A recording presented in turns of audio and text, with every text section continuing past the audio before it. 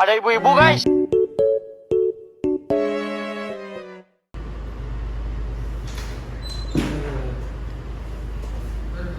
Gua kembali lagi.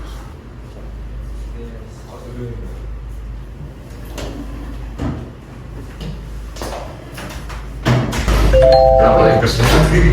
Tugas apa saya? Gak tahu nih, otonomi daerah. Oh itu, nih tapi gua ada nih video penjelasannya kok. Sungguh setel.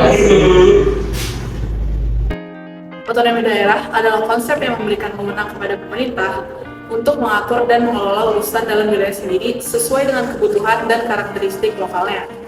Kewajiban otonomi daerah adalah memberikan fasilitas pendidikan yang terbaik, menjaga persatuan dan kesatuan NKRI, memperlakukan pemerataan penduduk di setiap daerah ya, dan juga memberikan fasilitas layanan masyarakat yang terbaik. Hak otonomi daerah juga dijelaskan Undang-Undang Nomor 32 Tahun 2004 Pasal 22 yang menjelaskan tentang hak otonomi daerah itu sendiri. Ada beberapa hak otonomi daerah itu sendiri, yaitu pertama mengelola urusan pemerintahnya sendiri, lalu yang kedua melakukan pemilihan kepala daerah, yang ketiga mengelola aparatur daerahnya sendiri, lalu yang keempat mengelola sumber daya yang dimiliki oleh daerah itu sendiri. Nah, yang kelima, menarik pajak atau retribusi daerah sebagai salah satu pendapatan daerah sehingga bisa membangun infrastruktur atau segala macamnya yang ada di daerah tersebut. Nah, tujuan otonomi daerah yang pertama fokus dalam meningkatkan pelayanan terhadap masyarakat di daerah sendiri. Yang kedua, diharapkan bisa menciptakan keadilan sosial bagi seluruh masyarakat. Yang ketiga, pemerataan kebangunan di wilayah daerah. Yang keempat, bisa menjadi jembatan hubungan antara pemerintah daerah dengan pemerintah pusat. Yang kelima, memperdayakan masyarakat di daerah untuk mendukung aktivitas daerah. Yang terakhir, meningkatkan peran dan keterlibatan dari masyarakat. Selanjutnya, otonomi daerah ada 3 prinsip, yaitu otonomi daerah seluas-luasnya, nyata, dan bertanggung jawab. Yang pertama adalah otonomi seluas-luasnya. Prinsip ini memberikan wewenang bagi daerah untuk mengatur urusan rumah tangganya dan pemerintahannya sendiri. Namun, kebebasan itu juga harus tetap menyesuaikan dengan peraturan perundang-undangan. Artinya, meski diberikan kebebasan, harus mengikuti aturan undang-undang yang ditetapkan oleh pemerintah pusat. Selanjutnya adalah otonomi nyata.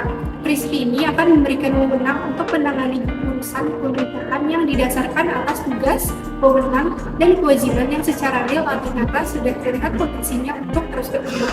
Terakhir adalah otonomi bertanggung jawab. Prinsip ini mengharuskan sebuah sistem penyelenggaraan pemerintahan harus menyesuaikan dan memerhatikan adanya tujuan dari pemberian otonomi. Jadi contoh dari otonomi daerah yang pertama menentukan upah minimum regional atau UMR. Jadi setiap daerah ini berhak untuk menentukan UMR-nya atau upah minimum regionalnya sesuai dengan perkembangan ekonomi daerah masing-masing.